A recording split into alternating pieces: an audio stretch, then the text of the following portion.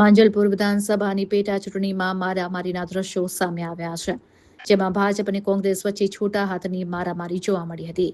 Little flower સ્કૂલમાં booth ઉપર આ મારામારીની ઘટના સામે આવી છે.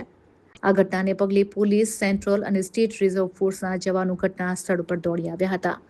મારામારીને લઈને પોલીસે કોંગ્રેસના વોર્ડ પ્રમુખની અટકાયત કરી હતી. કોંગ્રેસ કાર્યકર વિજય બુંબડિયાને ઢોરમાર મારવામાં આવ્યો હતો. ત્યારે ઢોલ નગારા સાથે ભાજપ પ્રચાર કરતા જ કોંગ્રેસ કાર્યકરે વિરોધ વ્યક્ત કર્યો હતો. Reporter Rahul Rajput.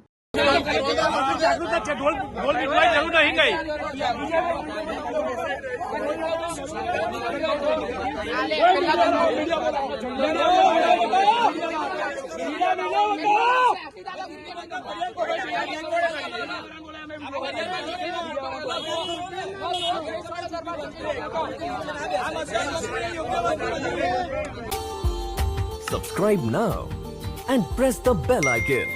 Never miss an update.